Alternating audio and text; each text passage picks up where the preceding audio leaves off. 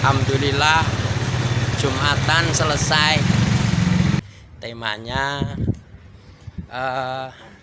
hikmah dari memasak lidah kambing Lukman Hakim. Nah, lengkapnya di sini.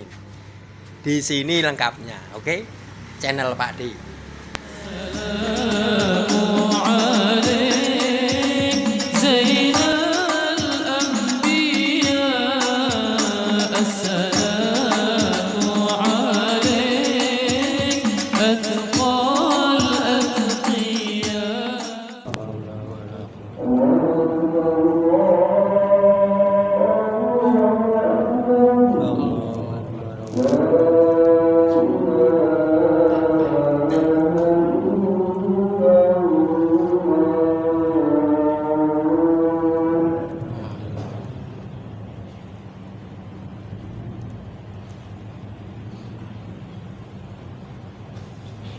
Alhamdulillah nahmaduhu wa nasta'inuhu wa nastaghfiruhu wa nasta'dinuh wa na'udzu billahi min shururi anfusina wa sayyiati a'malina may yahdihillahu fala mudilla lahu wa may yudlil fala hadiya lahu asyhadu an la ilaha illallah wahdahu la syarika lahu wa asyhadu anna Muhammadan abduhu wa rasuluh.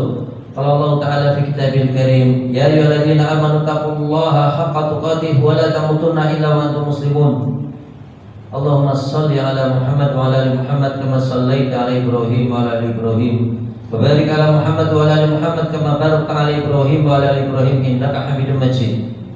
Fa inna asdaqal hadithi kitabullah wa khairal hadi hadi Muhammadin sallallahu alaihi wasallam wa syarrul umuri muhdatsatuha fa kullu muhdatsatin fid din bid'ah wa kullu bid'atin dhalalah wa kullu dhalalatin finnar. Amma ba'd. Sidang jamaah Jumat yang kami muliakan, lalu kita senantiasa memanjatkan syukur dan syukur kita kepada Allah. Ya Allah Subhanahu wa taala fa'alul lima yurid, melakukan segala sesuatu atas kehendaknya. Innama amruhu idza arada syai'an ay yaqula lahu kun fayakun. Sungguh jika Allah Subhanahu wa taala menghendaki sesuatu terjadi, maka cukuplah bagi Allah untuk mengatakan kun, maka apa yang menjadi keinginan Allah pun akan terjadi.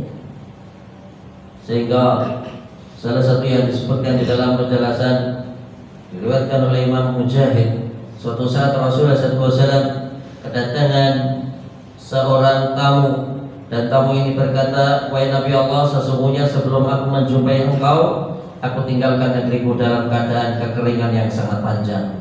Kapankah akan turun hujan? Wahai Nabi Allah, sebelum aku menemui engkau, aku tinggalkan istriku dalam keadaan hamil tua. Aku ingin mengetahui apa yang berada di dalam kandungan istriku.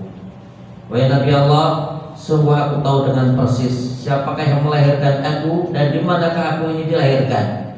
Namun aku tidak tahu kapankah aku ini akan meninggal. Tiga pertanyaan tersebut membuat Rasulullah SAW terdiam, dan Allah menyebutkan wa indahu mafatihul ghaibi, dan di sisi Allah pintu-pintu perkara gaib, yang mana ilmu tersebut ilmunya hanya di sisi Allah.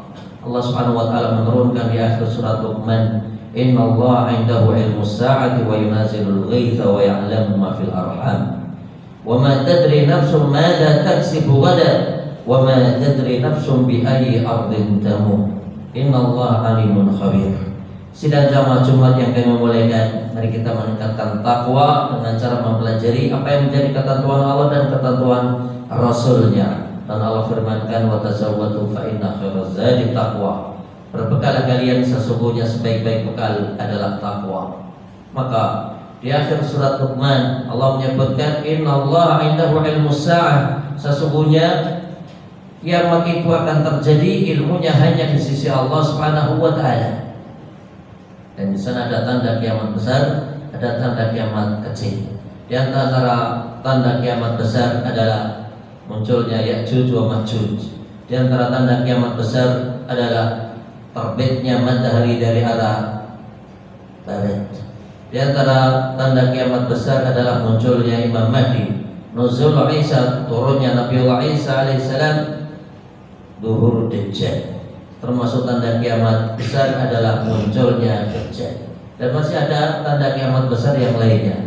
Adapun tanda kiamat kecil, maka di akhir zaman bahwasannya akan banyak terjadi haraj, Para sahabat bertanya tatkala Rasul bersabda, tidaklah akan terjadi hari kiamat sehingga terjadi banyak haraj. Para sahabat bertanya, wa mal haraj ya Rasulullah, apakah yang dimaksud dengan haraj wahai Nabi Allah? Maka beliau bersabda, al-qatl, di akhir zaman akan terjadi banyak pembunuhan. Bahkan seseorang dibunuh dan dia tidak tahu kenapa dia dibunuh.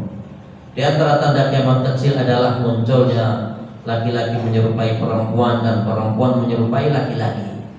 Di antara tanda kiamat adalah munculnya orang-orang rendahan terkenal dengan tiba-tiba. Di antara tanda kiamat adalah mautul fajjah, meninggalnya seseorang dengan tiba-tiba, bagian dari tanda kiamat. Zuhuru at-tala'un. Apakah yang dimaksud dengan zuhuru at-tala'un? Tidak akan terjadi hari kiamat sehingga akan muncul zuhurut tala'un. Maka yang dimaksud zuhurut tala'un adalah munculnya orang-orang yang memanggil temannya dengan panggilan buruk, memberikan lakop julukan-julukan yang buruk, memanggil temannya dengan panggilan hewan atau sejenisnya, dengan panggilan bodoh atau sejenisnya, pandir atau sejenisnya, gila dan sejenisnya. Termasuk di antara tanda kiamat, manakala kita berbicara tanda kiamat kecil, adalah tadafu'un nas fil imamah. Tatkala iqamah telah dikumandangkan, maka satu sama lain saling mendahulukan saudaranya untuk menjadi imam. Itu adalah bagian dari tanda kiamat. Di antara tanda kiamat adalah munculnya kaum perempuan jumlahnya lebih banyak dibanding kaum laki-laki. Dan disebutkan di dalam hadis bahwasanya di akhir zaman akan muncul suatu keadaan di mana laki-laki satu dan perempuannya adalah 50. Di antara tanda kiamat adalah adanya turunnya hujan yang sifatnya sedikit. Hujan semakin sedikit dan tidak membuahkan buah-buahan tumbuh, tidak menjadikan keberkahan yang ada muncul. Di antara tanda kiamat kecil, manakala kita berbicara tanda kiamat kecil adalah fushu al-khamar, tersebarnya khamar, tersebarnya perzinaan, itu adalah tanda kiamat kecil. Jamaah salat Jumat yang kami muliakan, Allah menyebutkan wa yunazilul ghaitha. Ilmu perkara gaib yang kedua adalah Allah Subhanahu wa taala zat yang menurunkan air hujan. Maka hujan adalah karunia, hujan adalah nikmat. Manakala hujan, masing-masing banyak berdoa dan berdoa. Sungguh di antara waktu yang mustajab tatkala kita berdoa adalah kita menjadikan hujan adalah wasilah agar kita mendapatkan ijabahnya doa. Jadi manakala hujan itu turun, masing-masing banyak berdoa kepada Allah Subhanahu wa taala. Salah satu yang dilakukan Nabi tatkala hujan itu turun, maka beliau menutupkan, membuka penutup kepalanya dan menjadikan tangannya kena air. Dan itu adalah sunnah Nabi SAW. Petunjuk Nabi tatkala hujan itu turun, maka tidak boleh seseorang untuk mencela hujan, mencaci hujan. Hendaknya seseorang manakala hujan itu turun memperbanyak doa dengan mengucapkan Allahumma shayyiban nafi'a. Allahumma ya Allah shayyiban, curahkanlah kepada kami hujan nafi'a yang bermanfaat. Sungguh dengan hujan bisa membuat petaka gagal panen.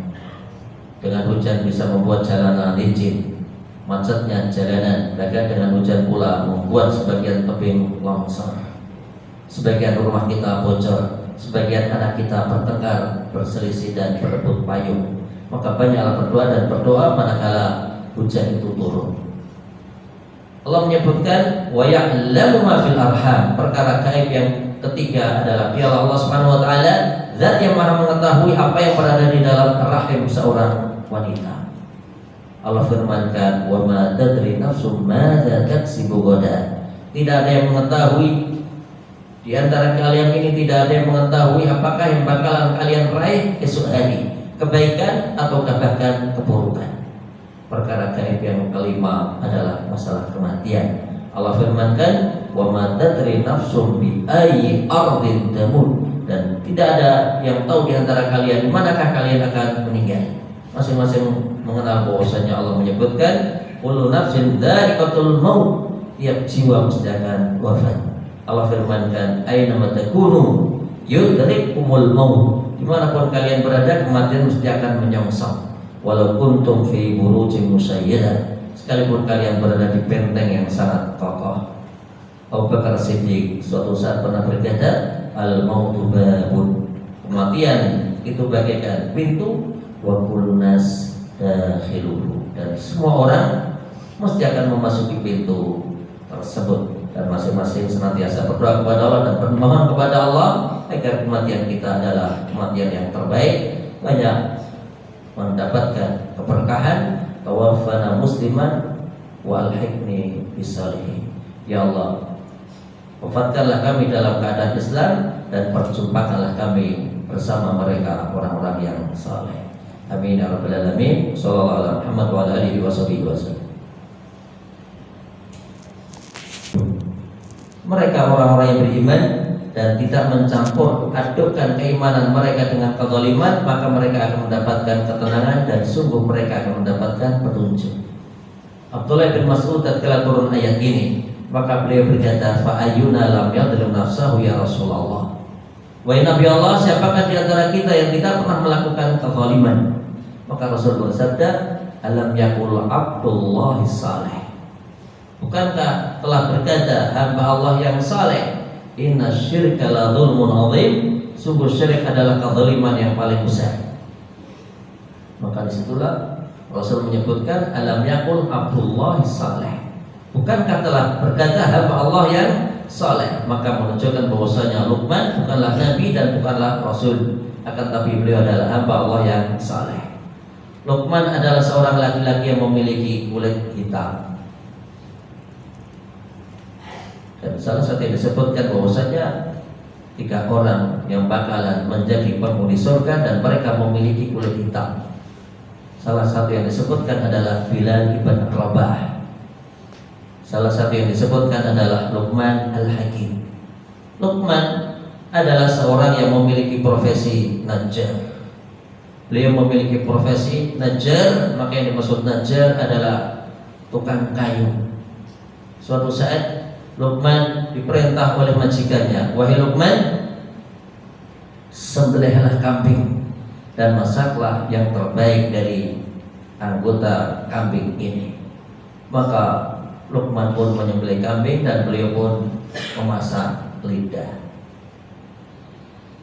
Majikannya pun melihat apa yang kau masak wahai Luqman, maka Luqman pun menyajikan masakan tersebut di atas meja, dan disitulah majikannya mengenal bahwasanya menurut Luqman ternyata yang terbaik dari anggota badan kambing adalah lidah.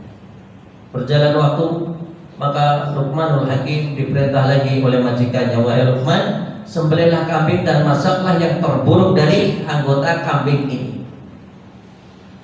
Maka Luqman pun menyembelih kambing dan beliau pun masak. Begitu majikannya mengambil sendok atau centong dan dia ingin tahu apakah yang dimasak oleh Luqman, ternyata Luqman memasak lidah. Menurut majikannya, Luqman memahami bahwasanya anggota badan yang terbaik adalah lidah dan anggota terburuk adalah lidah. Maka disinilah majikannya berkata, wahai Luqman, kenapa aku perintahkan kepada engkau sesuatu yang berbeda dan engkau menyajikan yang sama? Kemudian Luqman berkata, bukanlah dengan lidah seseorang akan jaya dan masuk surga, dan bukanlah dengan lidah pula seseorang bisa binasa. Maka seseorang hendaknya senantiasa menjaga lidahnya. Rasulullah SAW suatu saat pernah bersabda, man kana yu'minu billahi wal yawmil akhir falyaqul khairan aw liyasmut. Barang siapa yang beriman kepada Allah dan hari akhir, maka hendaknya bertutur kata yang baik. Kalaupun tidak bisa, maka hendaknya diam. Suatu saat Rasulullah SAW bersabda di depan Mu'ad, dan disinilah Mu'ad berkata, wahai Nabi Allah, a'inna mu'akhaduna bima natakallamu bihi ya Nabi Allah. Wahai Nabi Allah, apakah kita ini akan dicatat bagian dari dosa dengan apa yang kita ucapkan? Maka Rasulullah SAW beliau menjulurkan lidahnya sambil memegang dengan tangannya. Kemudian beliau berkata, "Fakilatka ummaka ya Mu'ad."